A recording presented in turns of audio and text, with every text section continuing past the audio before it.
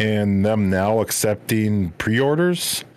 Talk a little bit about the top few games on Twitch in January 2021, and some banter items, with Valheim being Steam's biggest hit.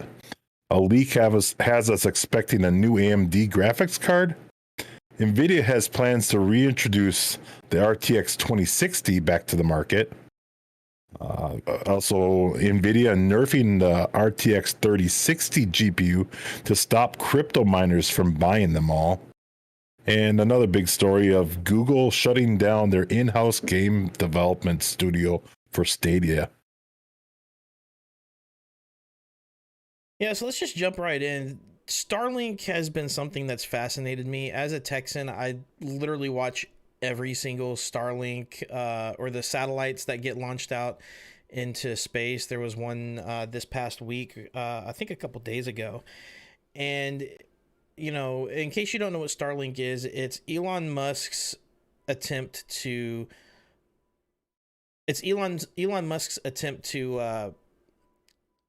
provide internet where internet has not previously been able to be found, or unreliable internet at that.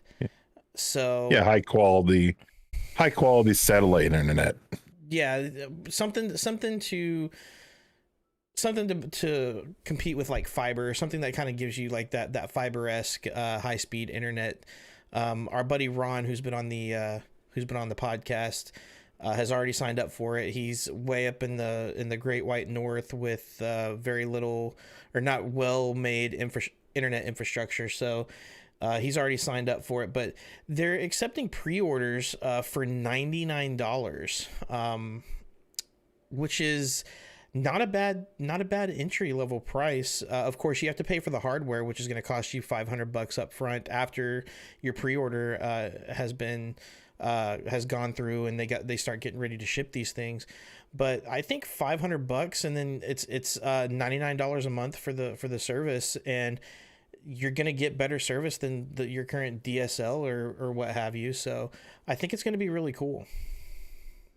Yeah, I mean, there's a lot of infrastructure you have to build in right now to get that internet for a lot of people, and it's just not going to be feasible or economic for a lot of people. So it's pretty cool to see this, and we've touched on this topic a couple times in the past, and it just seems to be pretty cool that there's more available. Linus Tech Tips has done a couple little stories on it. There's YouTube videos out there with people setting up the dishes and getting everything to work, and looks pretty slick, looks pretty easy. Aside from the initial cost impact of $500, which really isn't that bad if you don't have high-speed internet anyways. And then the monthly cost, I think, is up in the $100 range. So kind of spendy, but you get what you pay for. And so far, it looks pretty good. Latency's been pretty good. It looks like it's pretty gameable. I mean, not going to be, pro level, competitive gaming, but, for casual people like us, casual players like us, it'll be more than adequate. So, and it's not even fully built out yet. So pretty good results already. Yeah, they've only really got satellites roaming about the northern hemisphere, not even the full northern hemisphere. I think it's like mid US and farther north. But within the last 3 months, I think they've launched about 40 or 50 different satellites, and they're really pushing it this year. They're targeting, their website says they're targeting coverage in your area in mid to late 2021. So they hope to have most of the globe covered by the end of 2021 here. And like I said, they're bringing internet to where internet hasn't been, or reliable internet hasn't been. And basically what you get is you get a Wi-Fi router and a user terminal, also known as what's called a dish, and that's what you connect to the satellite. How do you connect to the satellites? And you basically just put the dish outside, point it to the sky, and let it do its job. And it looks pretty slick too, a little UFO-ish in my opinion.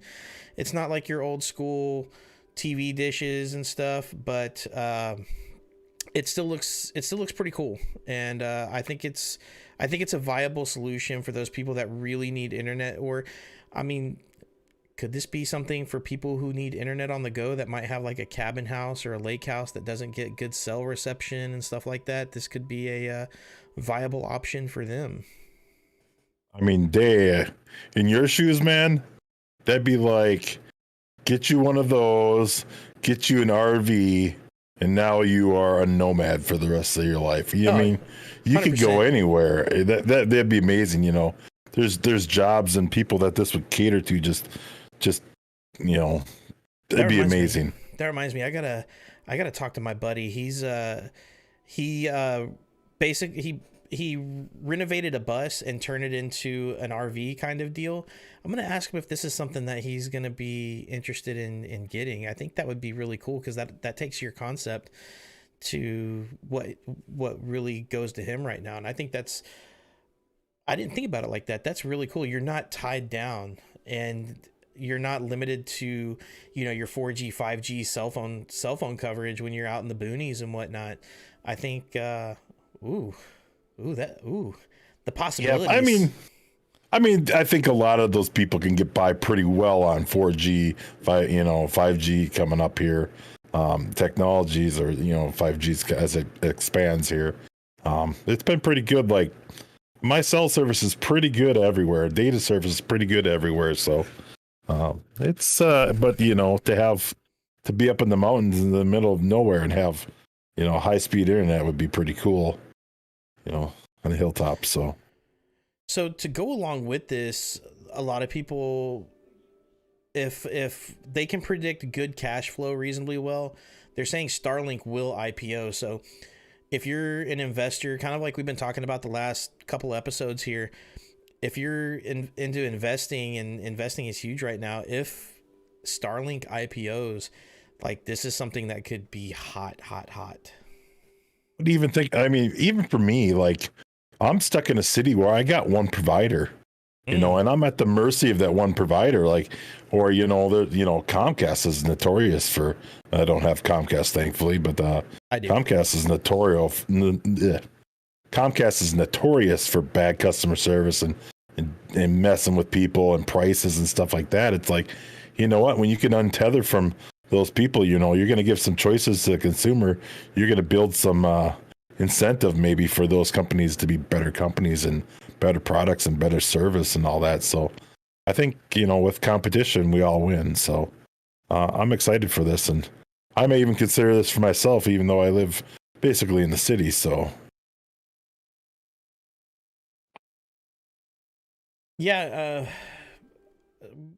Where I'm at, we have multiple providers. We have AT&T, we have Comcast, or which is also known as Comcrap in some communities. There's a few others that we have available here, and for me, Comcast has worked perfectly since I've had it.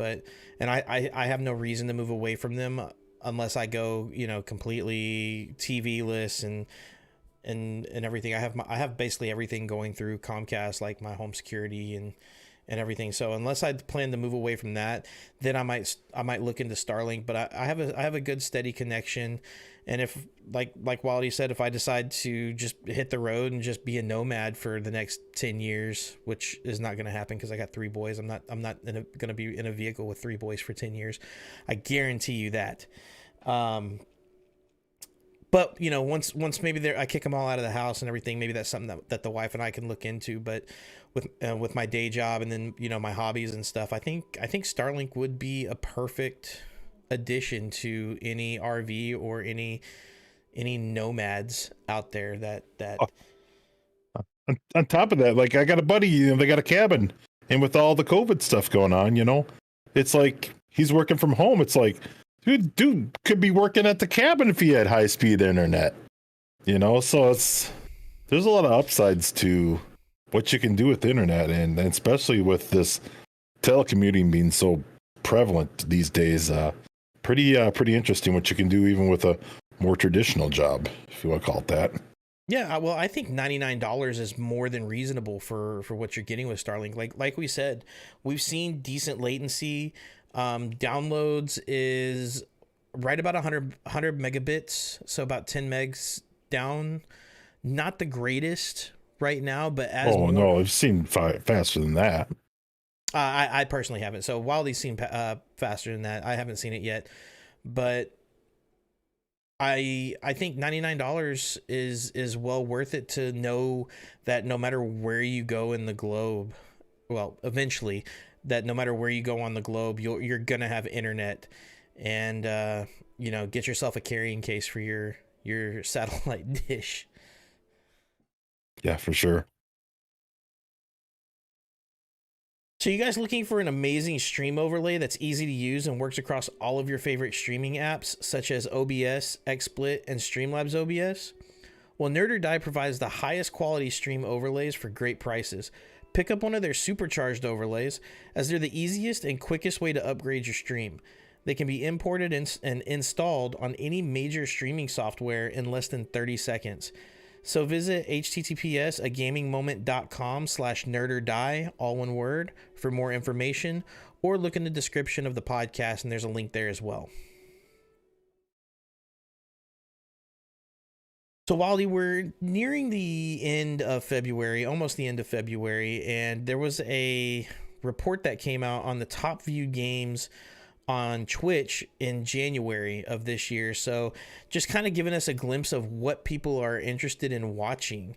Not necessarily what people are streaming, but what people are interested in watching. And the results to me were actually quite staggering. I was not expecting the top few, like I could see one or two of them been there, but definitely not the top two that are there that had the most hours watched. And the highest watched game in January 2021 was Escape from Tarkov. Is it that watchable? Man, I don't know if I find the gameplay super intriguing myself. I mean, I have to step into it. I do have the game, and it's one of those that it just seems daunting for me to get into, and maybe that's why people are watching it, because they're trying to get into it or whatever. But I think we had some big streamers switch over to Tarkov, because right now the gaming, it's a little stagnant. Warzone's been out for a year, and Warzone's kind of the other big dog there, but and I think you're just finding people kind of reaching out and seeing what's out there. And Tarkov's, I think, it's done a real good job improving their game and moving forward with improvements and such. But it's not a very forgiving game, and so I'm a little surprised to see it so popular. But and then you got the other sleeper here, number 2, Rust, with 40 million hours watched, and Rust has been out now for what, 3 years at least, somewhere in there, and several years now already, and it's been a kind of a work in progress. Still a work in progress. They've done a lot to the game, but I think Rust a little bit more is, again, Twitch isn't really always a gaming program. Isn't really a gaming thing. A lot of that is a little bit about just like interaction and people talking and that human element and the role playing. And so you're seeing kind of this new meta on Twitch lately that kind of started with Fall Guys and some of that where not Fall, and then Among Us is the other one, that you had all of a sudden you had these people come up and they started streaming these games, and these little games or whatever, and these games are just booming because these people are all kind of working together now, and they're collaborating, and it makes for good content. It makes for easy content for a lot of these creators, and people are eating it up. So I'm not as surprised at Rust being so popular. I think to what you were saying is, it's by easy content. It's easy to collaborate with these these big streamers, to collaborate with each other and create these worlds or create this gameplay. Like Among Us, you can have 6 or 8 really prominent streamers in the same lobby together, just wrecking it. Same thing with Fall Guys and whatnot. But for me, this game, in case you guys don't know, this game was first released in early access in December of 2013. Then it finally received its full release almost 5 years later, little over 4 years later, in February of 2018. And it was initially created as a clone of DayZ, which was a mod for Arma 2.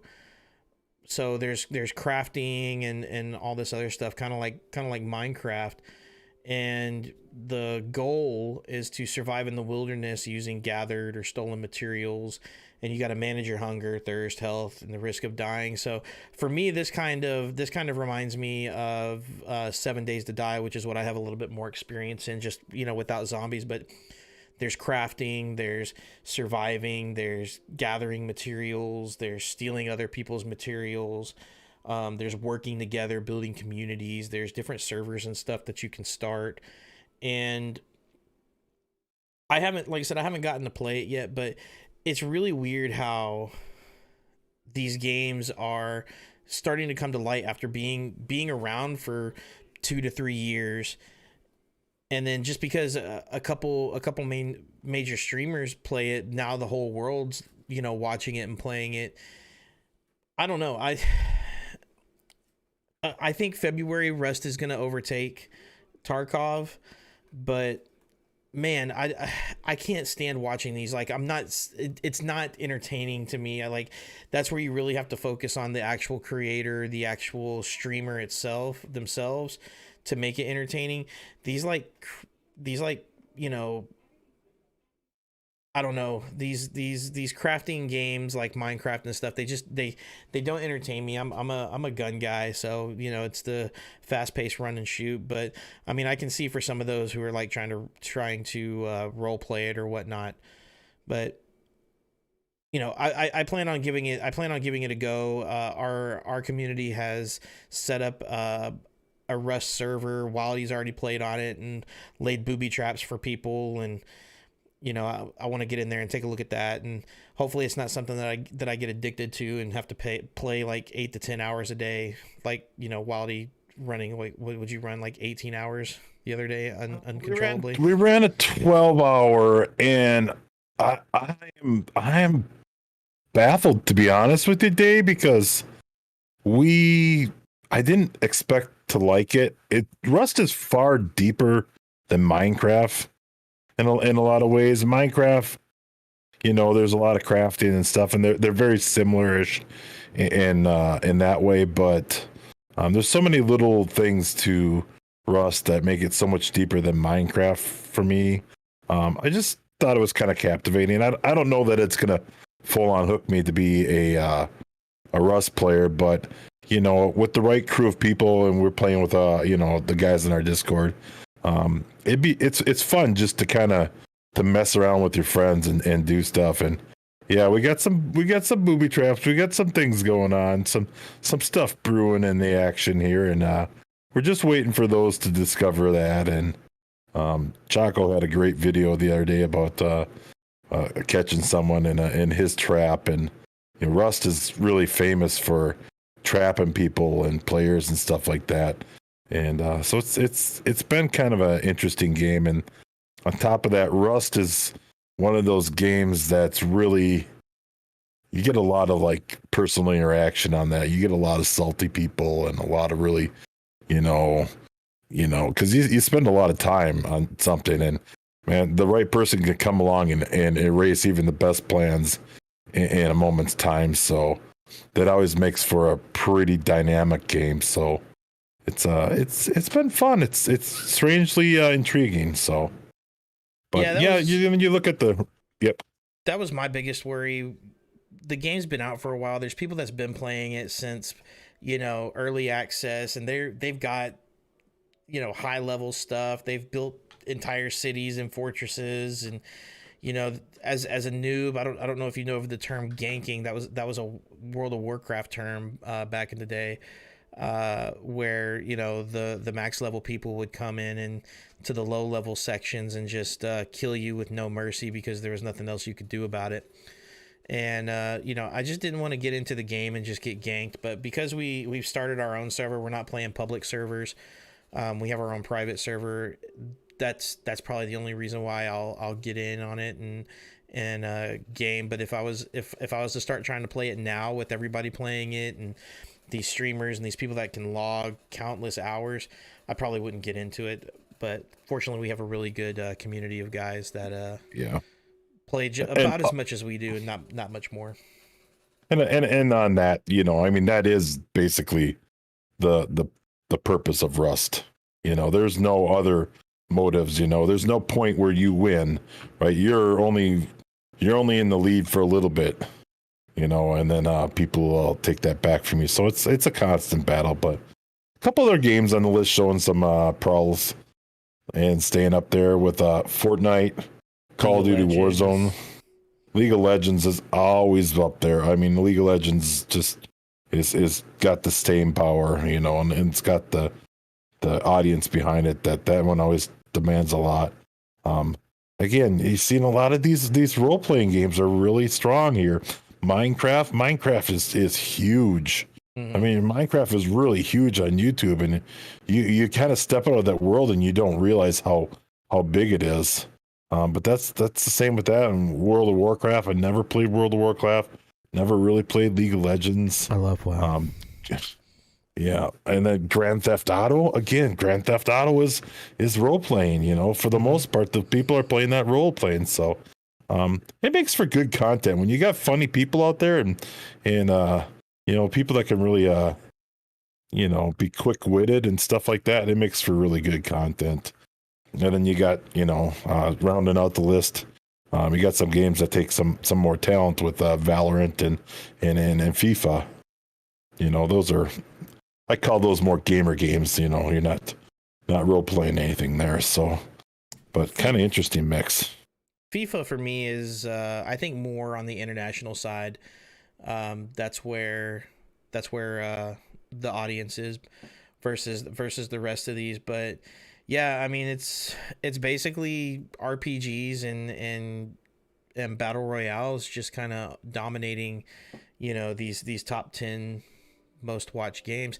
And for me, I'm a huge fan of battle royales because there's so much action. I just can't get into role-playing games, but that there's certain people that I'm sure my wife likes to get into role-playing games, and that's how people express their personalities or the personalities they'd like to have. So I think it's really cool. Yeah, for sure. So guys, if you've been enjoying the podcast and would like to support us so we can keep creating more content, we've started a Patreon that you can visit at patreon.agamingmoment.com. Become a patron and gain exclusive benefits such as early access to episodes, monthly AMAs, and an additional monthly bonus episode. So sign up today. Also, there's a link down below to our Patreon as well. Also, there's a link down in the description of the podcast to be able to... Hang on, I'm going to get it out. Also, there's a link down in the description of the podcast to be able to access our Patreon as well. We'll go with that one. Okay. You want to lead us into this one then, or I'll lead us into this one. It's cool. So, Waldy, I don't know if you've heard of this game. It's called Valheim.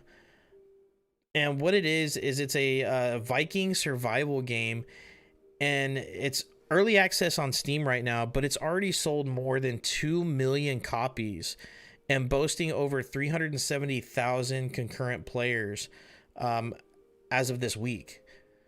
And I think the game's only been out like maybe a month or two. Like, this is crazy. They're saying that Valheim might be Steam's biggest ever viral hit already. Yeah, I mean, for now, but right now it's really interesting to see that Twitch, I think, is really commanding the game market right now. And Twitch is relatively small in the entertainment world. We talk about it a lot, but when you really look at it big picture, Twitch is real small compared to even YouTube and stuff like that. But you get a lot of people that are pushing this content, and it's working. It worked, it worked for PUBG. PUBG kind of started off that battle royale, and so PUBG, Twitch killed it for PUBG. I think mainly because you had such big streamers like Shroud and Dr. Disrespect playing it, and there was so much hype around it then. And I loved watching PUBG being played, and that's what really got me to want to actually play the game. So I think you're right. I think Twitch has a huge impact on these games, and to show you kind of how much of an impact Twitch has, Valheim is currently number 9, and if you're looking at from viewers high to low, it's currently the 9th highest amount of viewers with 56,000 viewers. So people are obviously interested in this game. So yeah, and that goes back a little bit to what we're talking about. Maybe there is a meta now on Twitch that people are going to collaborate, because Valheim's, to me, is it plays a lot like Rust. I think I'm not super familiar with the game, but where you can kind of co-op together and work together to build and to make goals and stuff like that, and just those grindy games and those the content that the people are putting out with that is it's been good content. It's hard not to kind of enjoy good entertainers playing a game. So let me correct my, like, when this game actually got published to early access. As of this podcast, it's only been out for 17 days. Yep. So it released basically at the beginning of February, and when you compare it to like same genre hits like Rust, which has never reached a comparable point, or the similarly viral battle royale PlayerUnknown's Battlegrounds, or PUBG was what we like to call it, it took about 3 months PUBG did to reach more than 350,000 concurrent players. This thing's already reached it in less than 3 weeks, and that's really crazy. And looking at the charts there, if you go check out SteamDB, it'll compare, like, Twitch views versus people streaming, and it's not even being driven by any massive hype by Twitch streamers. Like, it's over 300,000 concurrent players, and then less than 100,000 Twitch viewers. So this one kind of breaks that chain. It's just a massively popular game. Yeah, it'll be interesting to see where this goes from here, and what the devs can do with the game. So yeah, its large player count only puts Valheim behind Dota 2 and CS:GO on the list of most played Steam games right now. And like that blows my mind. Like this could be Steam's biggest ever viral hit. Yep. Oh yeah, so then last week Billy was talking about Hyundai and Apple and that, but now we have a report out from Hyundai saying it's not in talks with Apple to develop autonomous cars. So I think Apple's kind of working for that stuff, but it's hard to say. I don't know. Is this misinformation? Because Apple's notorious for crazy levels that they'll go to try to hide their, I don't know what the word is I'm looking for. They're trying to hide their, their inventions or their ideas, or their plans, what the things that they want to do. So they came out and they said, we are not conducting any consultations with Apple on the development of autonomous vehicles. Bloomberg reported that talks between Apple and the Korean automakers had been paused, apparently because Apple was upset that news of the secret negotiations had been leaked by Hyundai, and it's unclear when or if the talks would resume. So it looks like it looks like Apple has said that they're putting the halt on it because, you know, it got leaked out to the general public, and like Wald said, Apple doesn't like their business being put all out there, especially, you know, potentially game changing vehicle, potentially game changing business put out there. So I don't know what exactly game changing they could be. For me, Apple hasn't been innovative since Steve Jobs passed away. So I don't know what else they would bring to the table that like a company like Tesla hasn't already brought. So I don't care. Apple's Apple. They can go to hell for all I care. They're just a scum company, and you know, they sell you the same stuff every year and tell you it's the best thing that they've ever created. Yeah, I don't know. Just it's a big topic though. They're a big force to reckon with. We also do have another leak out, and then this leak has us expecting the release, or at least a paper release of an AMD Radeon RX 100 XT graphics card, and the reports saying it's going to be out around March 18th. This one should have about 40 CUDA cores, 2560 shaders, and therefore about 40 ray accelerators. I think this is just gonna, and 12 gigs of memory, GDDR6, but they're always saying very limited quantities. So I mean, everyone knows that AMD's blowing smoke up our ass with their video cards, and so we don't really know.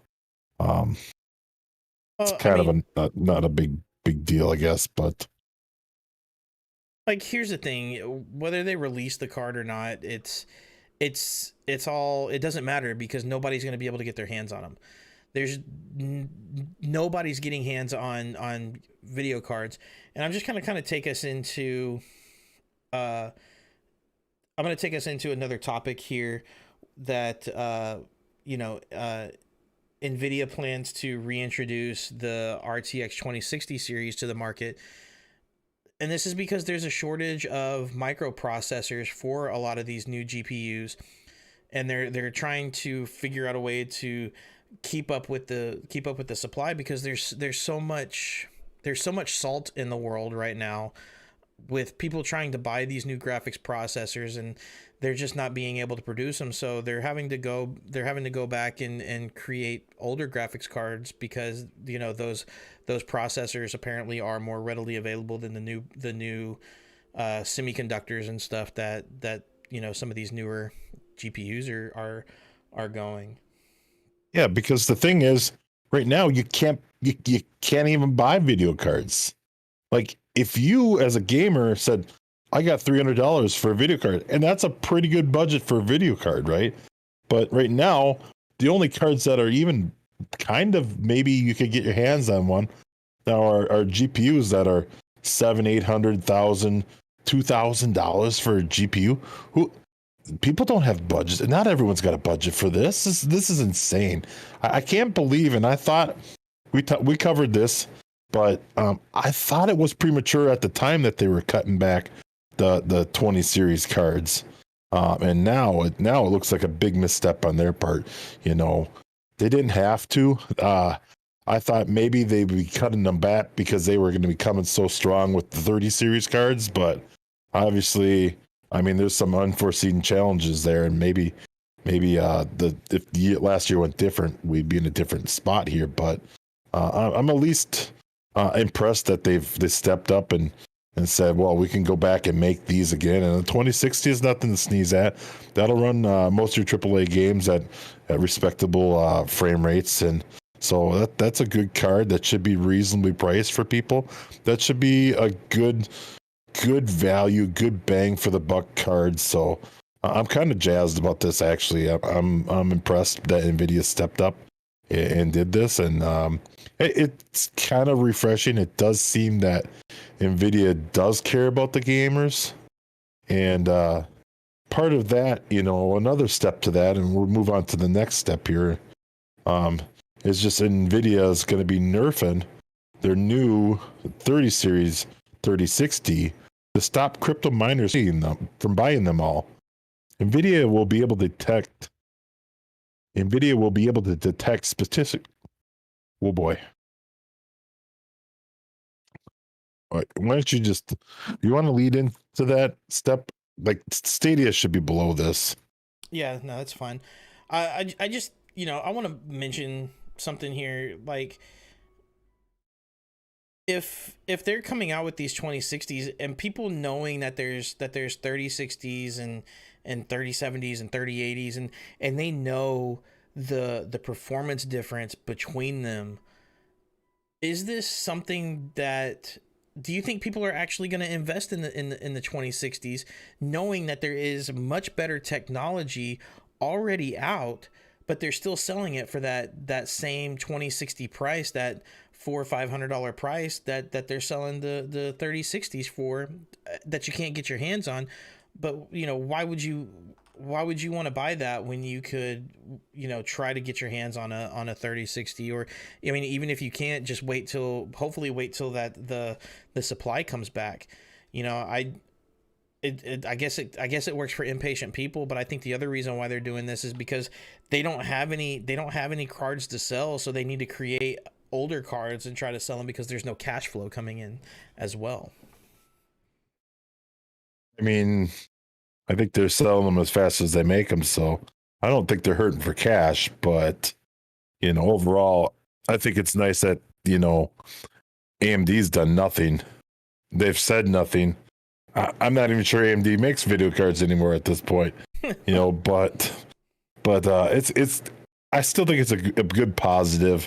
Hopefully, the price will come down. The price has to come down. You can't be selling 2060s for 3060 price. But I think that's going to open the door for a lot of people to get in and get their gaming PCs built and stuff like that. And I'd be plenty happy to run a 2060 myself. Obviously we're blessed, but that's a good card, and that's nothing to be ashamed of or whatever to run these days. Yeah, I think as long as they're pricing it properly, I think if you go with a 2060, and I'm gonna be blunt. If a 2060 costs more than $250, it's not worth buying it, because a 3060 is gonna run you $300 to $350. Let's just be real. And the performance upgrade from a 2060 to a 3060 is well worth the wait. But I mean, not if you're a crypto miner, because basically Nvidia is going to be nerfing the 3060 GPUs to stop crypto miners from buying them, or at least buying them all up. They'll be able to detect specific attributes of the Ethereum cryptocurrency mining algorithm, and if mining operations are detected, the 3060 will automatically cut their efficiency in half. So basically, you're spending full money and getting half of the performance, which is good. Maybe that'll leave some stock for the actual gamers out there. Wildy, you showed me today that there's actually a line of crypto mining chips that Nvidia already sells that crypto miners can purchase, or that they will be able to purchase by the end of Q2 of this year. But the other thing is, why do we have to wait this long for that? Like, they've known it for so long. Why aren't they making these and selling these? It's like, I sometimes I don't fully get it, and I guess that's why I'm not making video cards. Yeah, not their target demographic. That's all that is. Yeah. But I'm glad that they're doing this. I'm glad that they're gonna start saving, or discouraging crypto miners from purchasing the lower tiered cards, so that the gamers can get in and take advantage of the the high FPS 1080p gaming, the high FPS 1440p gaming, those mid grade, those lower to mid grade tier cards, and saving them for the gamers and telling the crypto miners, hey, if you're serious about crypto mining, then you need a badass card like a 3080 or a 3090. Yep. And then another big story of the week, we do have Stadia shutting down their in-house game development.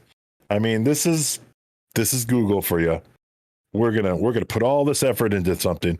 We're gonna give it 2 years, and then we're just bail out. And it's I'm actually really, even though I'm not a Stadia user or a fan per se, I'm really disappointed in the lack of potential this idea really had.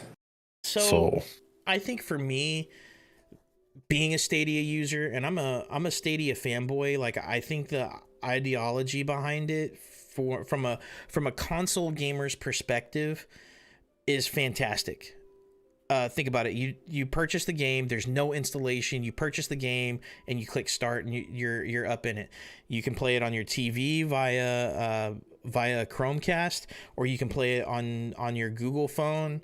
Like my wife has a Google phone. I can hook up the controller via the USB-C cable and play Stadia games on her phone, no matter where I'm at, as long as there's proper data. And then I can play it on any computer that has a Chrome browser, and I'm not limited to I'm not limited to any hardware. So I could play AAA titles on the most potato hardware, playing, on a Windows X, like a 10-year-old Windows XP machine, just as long as it runs Google Chrome, I can play it on there, and there's no degradation. So Stadia as a platform, I think, is really good. They created, what they wanted to do was create these studios that would create games, but I think they didn't understand the level of effort that goes into planning the games and coming up with the ideas needed. Or the time needed. Yeah. And like Wildy said, they created this company that went along with Stadia called Stadia Games and Entertainment. And that was in March of 2019. So we're looking at right about 2 years, a year and 11 months, give or take. They brought in some pretty big wigs, like they purchased Typhoon Studios. They created a second studio based in Los Angeles that was led by Santa Monica studio head. And then they shut it down on February 1st this year, and they never released any games, but they have the priorities. They wanted the priority to have a focus on making the platform more amendable as a publishing platform for third-party developers, stating that we believe this is the best path to building Stadia into a long-term sustainable business that helps grow the industry. So basically 150 people lost their jobs, and they really only want to focus on letting third-party developers, so your big AAA title companies, create games for their platform. That way, they don't want to be like Xbox and have all these, developer companies underneath creating games specifically for the platform. They just want to focus on the third parties building games for their platform, and they sell them on the platform. So it's one less thing that they have to do. See, to me, that's the real problem, and that's the real power of Stadia. And I hadn't thought about this, and I caught the WAN show off of Linus Tech Tips, and Linus made a point that was so brilliant that Stadia had the potential. Like, when you have a game like this, man, you're running on a big computer, right? That computer has the processing power that even your desktop computer doesn't have. If you had a game where you could have like break anything apart, right? That's always kind of like the top of echelon of any game, right? Every gamer wants to be able to go into a game and just destroy everything they see. And if you have a computer that could render and could do that type of stuff, like that's a huge computer at this time of day. They have the potential to make some pretty earth shattering games, I think, in that way, that you could use and leverage that power from that computer to do some crazy stuff that you just can't do at home. And that's where you're going to miss out, because the AAA studios aren't making those, right? They're making a game for your Xbox. They're making a game for your home PC. They're not making a game that's leveraging the power of a supercomputer or a super network kind of behind it. So, man, there's a lot of potential lost there. And I think it's a little disheartening that some of the potential for greatness that an actual in-house developer could actually come up with, that the AAA studios just aren't going to do, because no one's got that power. So, that goes back to our point. There's the time, there's the money, there's the initial investments, and then there's not even a guarantee that you're going to get a return on your investment, because I mean, let's take Cyberpunk 2077 as an example. That game was in the works for years. It had so much hype build up on it. They said it was going to be a super great game with super great graphics, ray tracing, this whole immersive world, and then it launched, and it fucking tanked. We'll just put it that way. It tanked. It was garbage on 3 out of 4 platforms.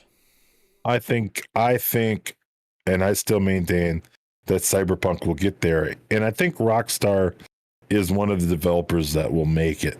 Not Rockstar, excuse me, CD Projekt Red.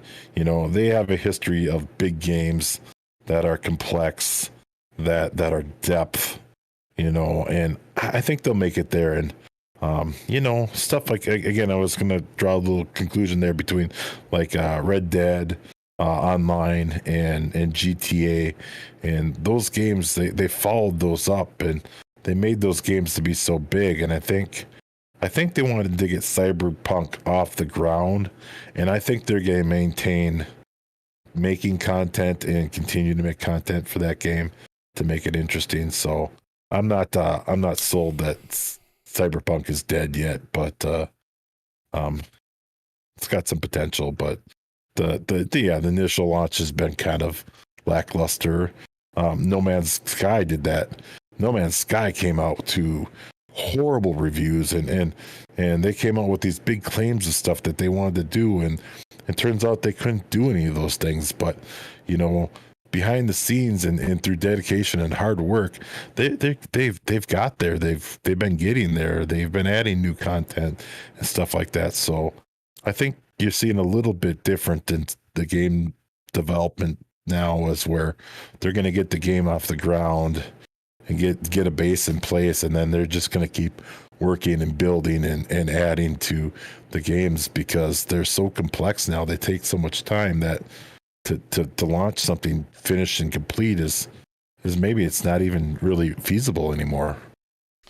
And then to your point of, having all of that power and gamers just wanting to go in and just blow shit up and destroy everything, I think this is a good opportunity for Stadia or Google, whatever entity you want to call them, because let's call it what it is. Google is basically an endless cash pot. I mean, they have coffers of money just kind of sitting around.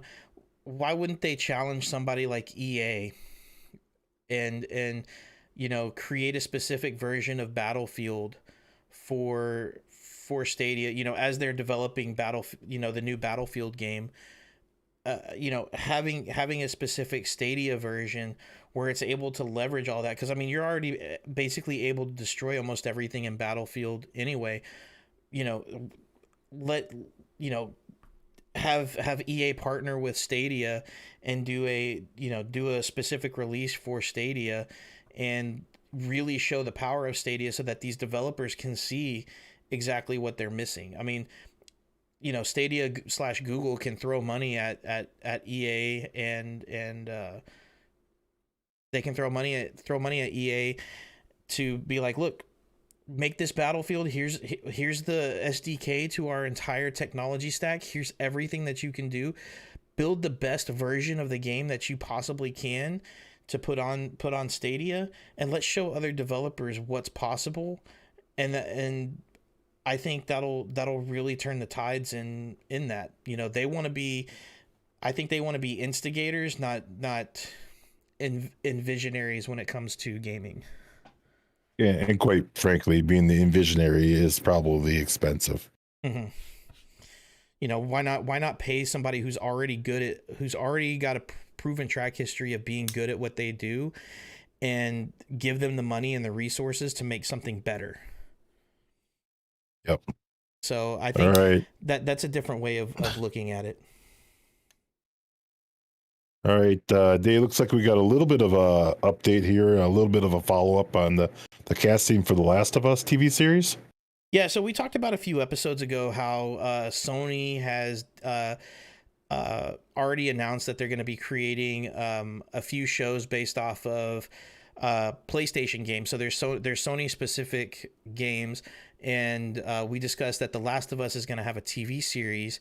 And they've casted the two primary roles, which is Joel and Ellie. And for Joel, they casted none other than the Mandalorian himself, Pedro Pascal, which I don't know if you've watched the gameplay trailers that I recommended that you watch, Wildy, but Pedro Pascal looks and sounds nothing like Joel. Like, I would have wanted somebody that had a little bit more grit, a little bit more Southern in him, like just that deep, soulful, like Southern guy. I don't really know who Bella Ramsey is because I didn't watch Game of Thrones. Shocking, I know. But neither. I've heard she's pretty good. She doesn't look anything like Ellie, but again, the pictures that I saw were from her Game of Thrones days, which are a couple years old now. And they said that this is supposed to be kind of a continuation of The Last of Us 2. It's not supposed to be like a remake of The Last of Us 1 and 2 and then continuing on from there. It's supposed to kind of just take off. Well, I guess there's going to be some instances of it because Joel, spoiler alert, Joel died in The Last of Us 2. So I guess they're going to be doing something like starting from the beginning and then going all the way through it. But again, I can't see Pedro Pascal as Joel. The only thing I see him as is the Kingsman Golden Circle is the guy with the lasso. I can't see him as really anything else. I haven't really sat down and watched The Mandalorian. And even if you sit down and watch The Mandalorian, he's got the helmet on 90% of the series anyway, because this is the way. But I don't know. I'm still going to watch it because, like I said, I really like the story of The Last of Us, and I think it's going to be really good. I'm just curious to see how he's going to play this, 40, 50-year-old, like, just real country, down-to-earth, guitar-picking white guy. It's going to be cool. We'll put it that way. It'll be cool. Yep, looking forward to it. Hey guys, if you haven't already, be sure to follow us on Twitter, Facebook, and Instagram so you can engage with us, as well as find out when we're streaming the podcast and get a first listen before it goes out across all of your favorite podcasting platforms. So do it. So, Dave, I did just want to talk about a Twitter post I ran across this week, too. And I did come across a Twitter post where we had a prominent, up-and-coming wannabe pro COD streamer that was caught cheating on stream when the stream called him out. And they had video evidence that they clipped on Twitch, and someone had posted to Twitter. And we had an esports host, and I commented on it. So if you find me on Twitter, WildTwinsFan1 on Twitter, you can see the thread and kind of what transpired out of that. But it was a little bit interesting that he's like, oh, pretty embarrassing. You got caught cheating on live on Twitch and stuff like that. And my reply to his tweet was, pretty embarrassing that the video evidence and the proof is out there and he was still playing the game, dude. He wasn't banned on Twitter. He wasn't banned on Twitch. He wasn't banned on Call of Duty. And it's just like, so what's really embarrassing? What's really embarrassing is Call of Duty spent this time talking about how they banned cheaters, and that same week you get an up and coming pro coming streamer banned, and that's like, so my tweet was just talking about how embarrassing it was that Activision and Call of Duty can't even ban the record proof of this guy. They should have been able to manually ban him in seconds. Yeah, I'm sitting here watching the video proof right here, and you know, yeah, it's got walls. Like you said, imagine how embarrassing it is that Call of Duty and Raven Software haven't banned this guy, even having full proof. Oh yeah, that's right. They just banned a bunch of cheaters, right? Color me unimpressed, as I called out in my latest podcast. This they're not there. Let's be honest. There's no money in banning these cheaters. No, but these cheaters are spending money on the cheats. They're also spending money on the skins. They're spending money on the packs. You know, there's no money in it for Call of Duty and Raven Software to ban them. You know, it makes the game not fun to play. You know, I played Warzone today and got third place with a guy that you know, he was on his third or fourth game of Warzone ever. And, you know, we got killed by what we suspected was a cheater, because Buddy got hit. But between me and the other guy, Buddy got hit probably 40 or 50 times, didn't even get his shield cracked, and just turned around and just zapped us with whatever the micro Uzi thing is on there. So 10. Yeah, the Mac 10. And we ended up getting third place. You know, just wiped us like it was nothing, and he was by himself. So I don't know. It's disheartening, because I love Call of Duty. There's a fundamental, it's something fundamental about it. You know, going back to Modern Warfare 1 and, you know, Call of Duty 2, Call of Duty Big Red 1, and then when you finally got to the multiplayer with Modern Warfare and stuff, like there's just that something fundamental about it that keeps me coming back and playing it. But the cheaters are just starting to get way out of hand. They make it not fun to play.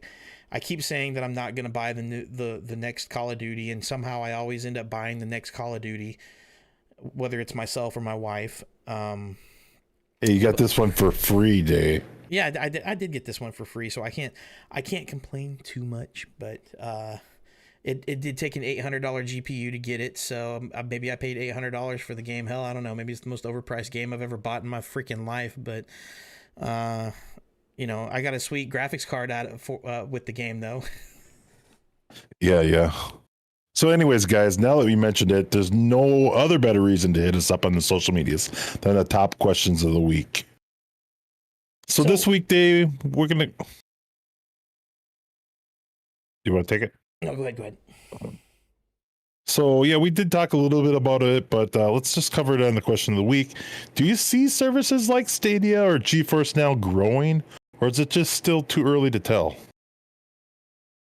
So, in my opinion, I think it's still a little too early to tell. I don't think people have fully grasped or can really see the flexibility that you have with these platforms. Being able to take one game, playing it on you can take it from a mobile device to a full-fledged console on your TV, and then turn it into a mouse and keyboard game. You know, you can play COD on 3 different devices, using three different input types, and play it basically anywhere that has internet. I mean, I think it's really cool, and I think GeForce Now, with GeForce Now, I think it's a little bit more limited. I don't think their infrastructure is as good as Stadia, because I mean, it's really hard to compete with the likes of somebody like Google or like Amazon's infrastructure or anything like that. but I think they have the brand power behind it.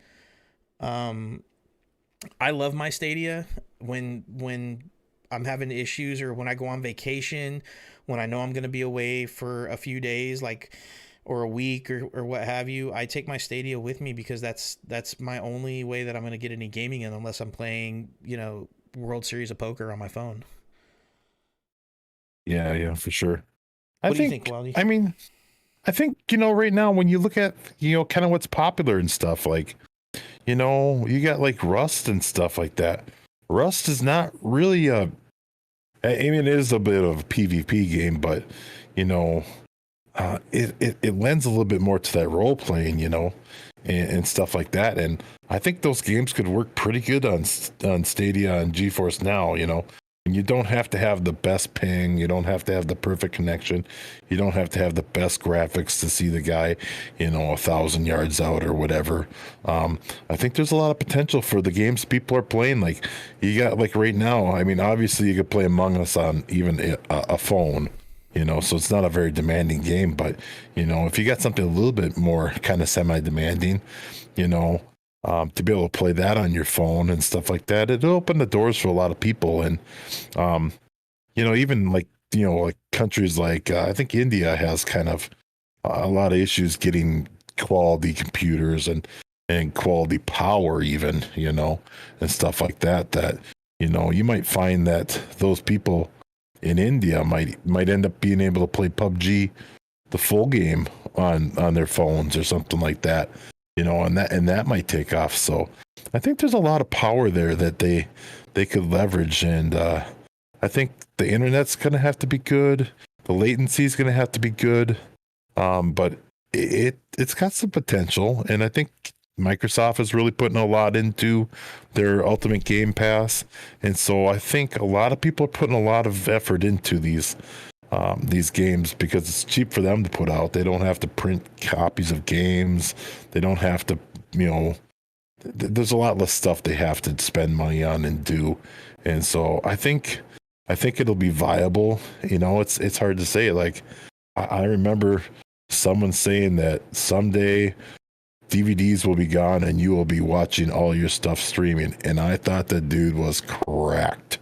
I was like, there's no way I'm going to be watching 4K streaming content on my TV and everyone's going to be doing it, And here we are, So I think the technology is pushing that way, and the better it gets, the more viable it's going to be for people. And so I think it'll be good, and I think it'll be good for people.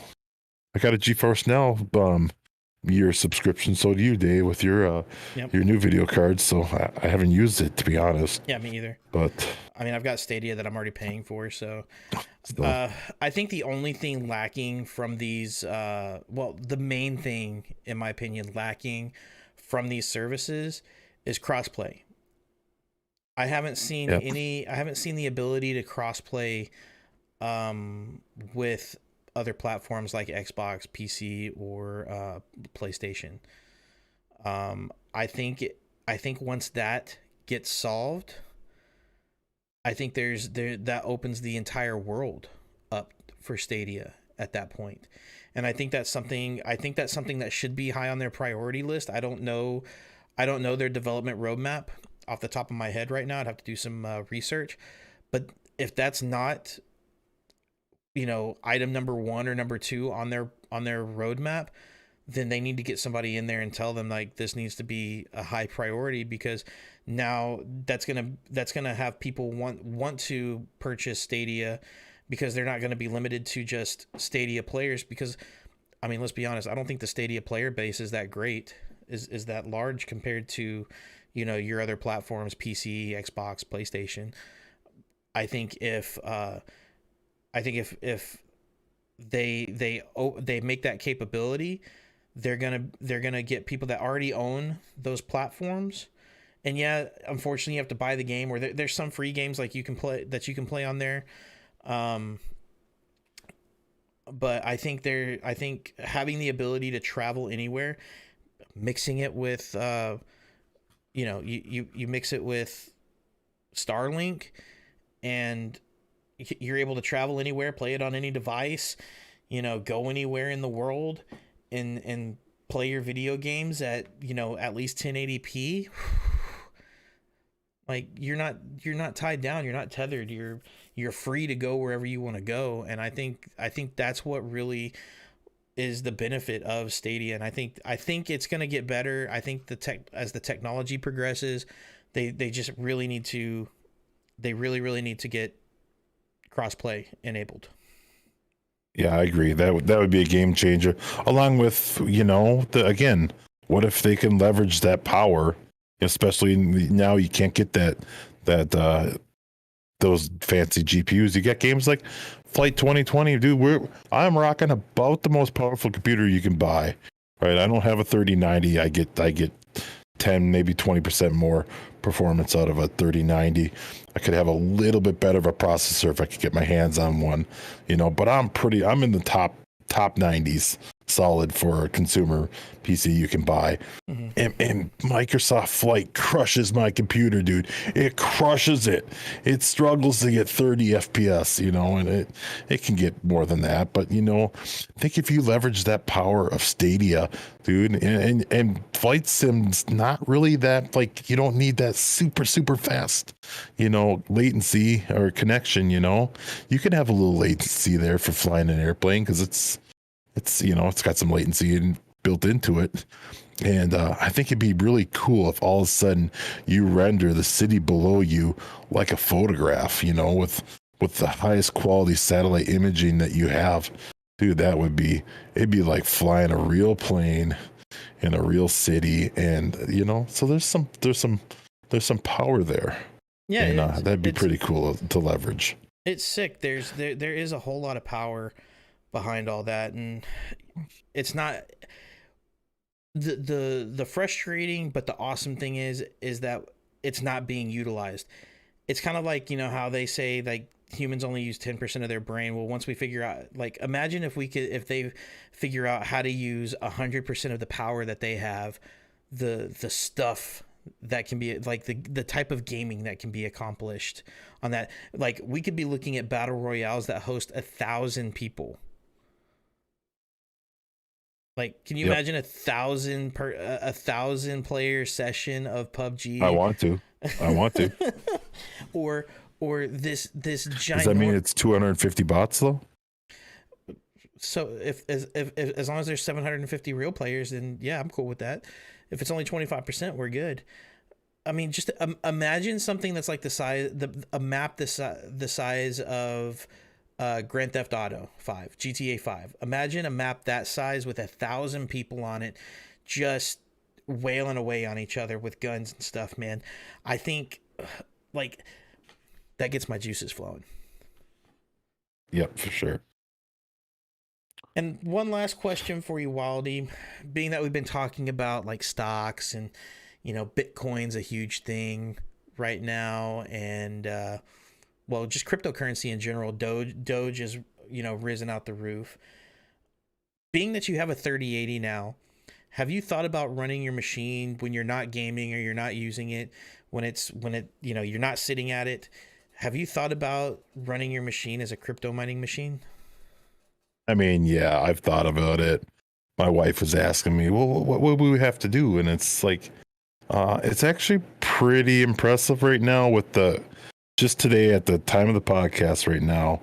I downloaded a program, this nice hash, and kind of an easy miner. I can't actually advise you on this if it's good or bad or whatever. So you're at your own risk. But this is just what I did, just for curiosity's sake. I had to scratch the itch. The wife was asking me, and I was queuing somewhere between $11 and $15+ a day, just running the mining program on my computer, and that's a chunk of change. But when it really gets down to it, I don't really want to be up on my computer. The temps were good. I can run everything. It's kind of loud, keeping everything cool. But I didn't buy it to make money at mining it.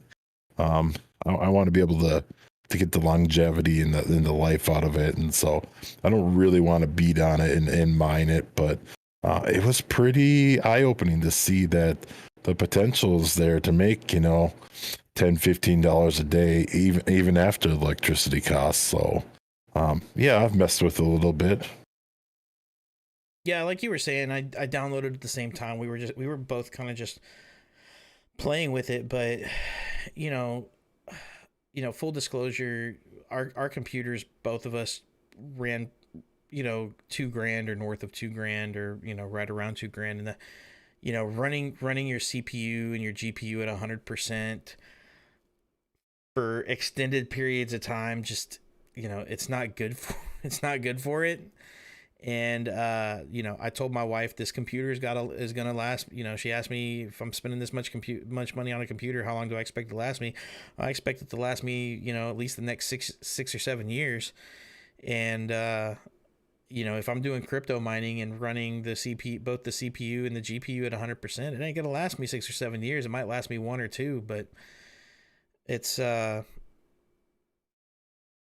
don't know. It's not something that I want to. I don't want to put my computer through that kind of stress. Like, I might do it, here and there, maybe for a few hours a day, just to crank out a little bit of a little bit of Bitcoin here and there, just in case, it goes from the current 55,000 to 10 million. Then I have something to work with. But I'm not gonna run it 24/7. There's no way. Yeah, I agree. I'd be interested to know what the listeners are thinking. Would you be running your computer, part time, full time, not at all time? So again, guys, hit us up on the social medias. Talk about our questions of the week. What do you guys, are you using Stadia? Are you using GeForce Now? Would you use your $2,000, top of line gaming rig to mine?